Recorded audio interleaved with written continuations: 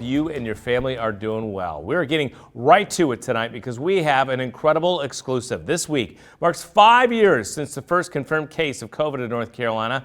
Hard to believe it in some ways, right? In other ways, it feels like a lifetime ago. Tonight, for the first time since the pandemic, we are taking the woman who led the fight against the virus back to the place where she spent nearly every day for nearly 2 years. Dr. Mandy Cohen was secretary of the North Carolina Department of Health and Human Services. She was also most recently head of the nation's public health agency, the CDC, under then President Joe Biden. For the first time since December of 2021, I took her back to the Emergency Operations Center, where she worked at a table and held all those news conferences day after day. We'll talk about the early challenges, the pushback, even threats, and where we are today. I hope I'm not bringing back PTSD or anything from being in this room. What did you think when I asked you to come here? Well, I was grateful to have a bit of a chance to think back.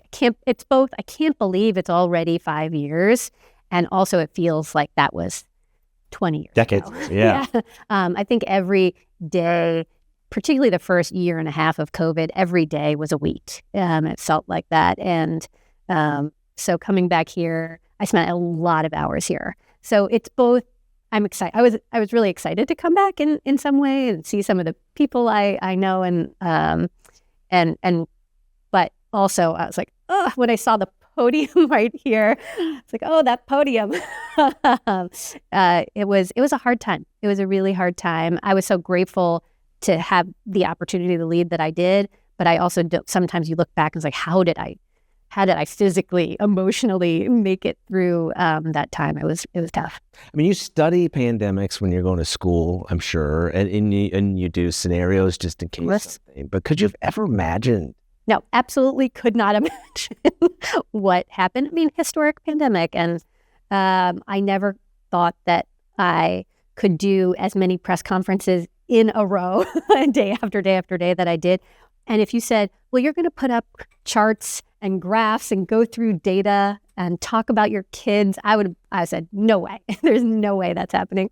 But, I feel like the universe put me in a place in a moment of time where I felt like I could bring the experiences I had in the past and learn fast in the moment. And I got so lucky to work with what I think is the best governor in the country at the time, Roy Cooper. I mean, I had the best boss, the best partner to navigate that really hard time. I learned so much from him, and I'm so grateful that I was able to be on his team and work here in North Carolina. We had a lot of special attributes that I think made us very successful, and I was very lucky. That had nothing to do with me, and I just was very lucky to be here. Do you remember the moment when you sat probably at your DHHS office and was looking at reports or seeing the news and thinking, oh man, this is a big deal?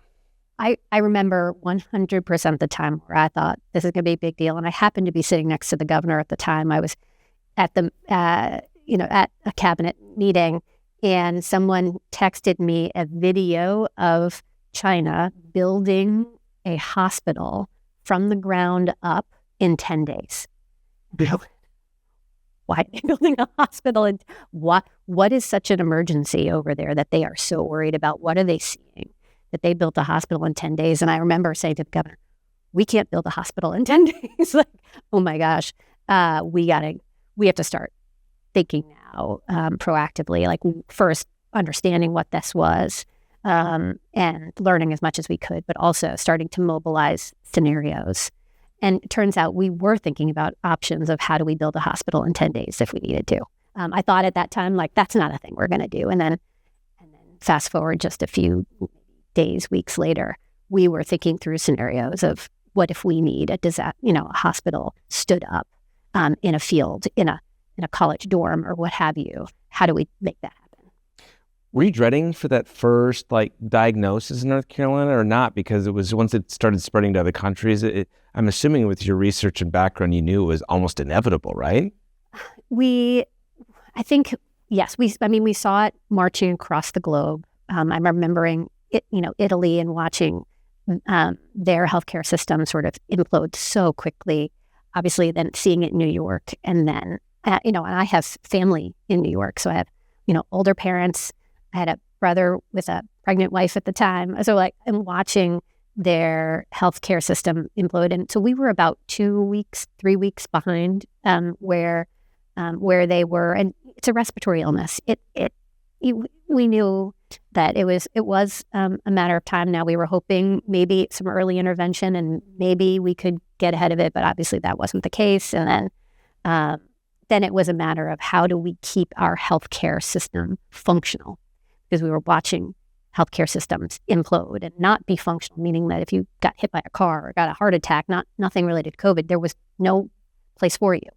So we wanted to make sure that our healthcare system stayed functional. So that meant scenario planning. Do we need to build more hospitals, or can we do other things to keep people safe while we learned more about this virus? Gosh, there was so much we didn't know. It happened relatively quickly in the scheme of things. How daunting was it to plan for all of that while also worrying about healthcare professionals and everything else, but also all this infrastructure? Yeah, it was a ton. And you will probably, it's so hard to remember back to that middle of March 2020, where it was the height of, we didn't know so much. We were all scared. I was worried about my family in New York. I was worried about my kids who were, I can't believe they were 5 and 8 at the time, my girls. And we were worrying about healthcare workers, about childcare workers, about people in the, grocery workers. And so we didn't know so much, and we didn't have a lot of tools. We didn't even have tests. We didn't even know how to identify this. We didn't know who was going to get the most sick from this, what kinds of people, what age groups would get most sick. And so in that time, you have to make the best decisions you can with the information you have. And I think we did that. And I will say, in the background, we made certain decisions, but there were always like many scenarios that we were thinking about and had to plan for in case we needed to go. It was more severe for kids, what would we do? If it was more severe for a particular population, what would we do? Okay, we don't have tests. How do we compensate for that right now? So it was always learning, pivoting, trying to communicate to everyone. And that's what we tried to stay at our core, was let's just share what we know and what we don't know. And that was our center, because we felt like, and again, this came from Governor Cooper. He said, our ability to navigate through this crisis is going to be all about trust. Can we build and maintain trust with the people of North Carolina? And so that was very grounding. And it really focused us on like, well, how do you build trust in a tactical way? And so communicating was central to that. And so, but there was also a lot we didn't know. You make decisions in that position that obviously do impact in some ways life or death on a daily basis, big public health decisions. But these decisions that you had to make during COVID were different in a lot of ways. It stopped, at least temporarily, education. It shut down people's businesses. Take us behind this wall about what those conversations were like about not only doing it, but when and what the response might be. Yeah. Well, look, those were the hardest, most weighty decisions I hope I will ever have to make in my career. Those were tough, to ask people to not see loved ones, to not have their kids in school, to close businesses that they worked their lives for. It was weighty. So it wasn't just the hours that were hard. It was the weight of what we were asking for folks to do. It was tough.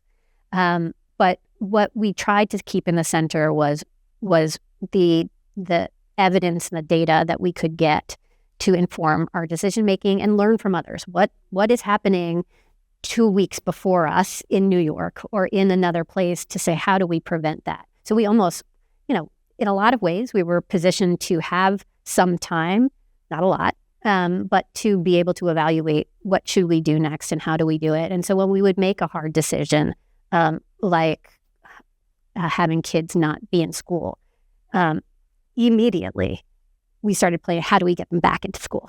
Like that day, how do we get them back? If we're going to make this tough, all right, we need a team now only thinking about how do we get kids back into school immediately. So again, it's a lot of scenario planning and just trying to have the best data you can. And part of the the hard part in COVID is we didn't have great data at first. I remind folks that when we went into COVID, we were still getting information by fax machine. So one piece of information at a time on a fax machine would come in, and then we would someone would take that piece of paper and then enter it into a spreadsheet. In 2020. And in 2020. And then we would add that all up, and that's how we were at first putting all of our data together. That's bananas. And so we had a whole effort called Kill the Fax, because that was not going to be sustainable. We put hundreds and hundreds of people on taking in that information and making sure that we could translate it, because we had to have visibility. So sure, for a limited amount of time, I could put hundreds of people on that effort, but that was not a long-term solution. We needed to actually have the data infrastructure to say what is happening. And so we needed to get laboratory data in to tell us how many cases, who's getting sick, what ages are they, where do they live, and so that it would help us understand what was happening. We could have resources deployed. It was wild. I was looking back and watching a couple of the news conferences, and there was like two about like Thanksgiving and Christmas. Mm-hmm.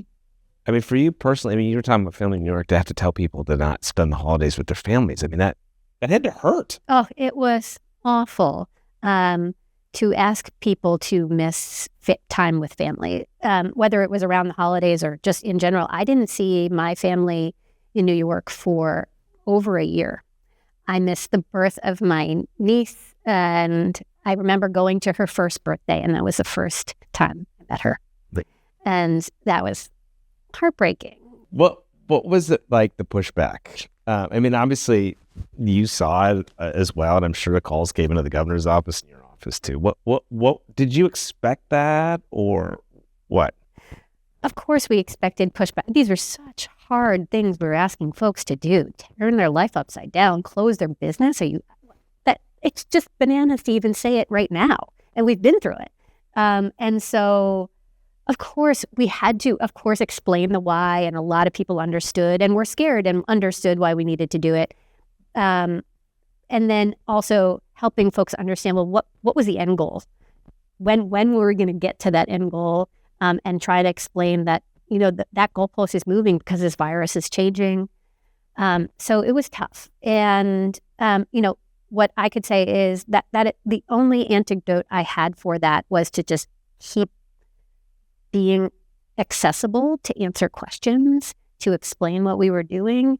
And not everyone's going to agree, right? That's what leadership is. It's not to make everyone happy. It's to make sometimes hard decisions. I know you hate to talk about yourself, but I do. But from the hard part of it as well, like, I mean, you face threats and whatnot, right? Like, you had to have security at times. Like, what was that like? Comparatively to other leaders in other parts of the country that I heard of, I feel really lucky. I did not feel personally physically threatened. There was one moment during COVID, I think it was December of 2020, where I had some protesters at our home, but I felt very well looked after by Capitol Police, and it was actually a wonderful moment where our neighbors could not have been more supportive. It was the first time we had protesters out there, and the next night they put these candles out on my lawn just to say, like, we want enough in the big shape of a heart, just to say, like, we want you to know that, we're with you. And it was really heartwarming. So yes, there was a few, and just to be honest, it was pretty minor. When I look at stories and hear what others have gone through, I was very lucky. I'd never needed security. And the couple of times that there were some incidents that I felt well cared for, like I said, by the Capitol Police. There was only one time when I was with my kids where there was someone who got in my personal space, but he was also going through some really hard things, and we tried to have an understanding. But that was really once, and hundreds and hundreds and hundreds of other times, whereas mostly folks say thank you, which is so kind. So I feel very lucky that was my experience.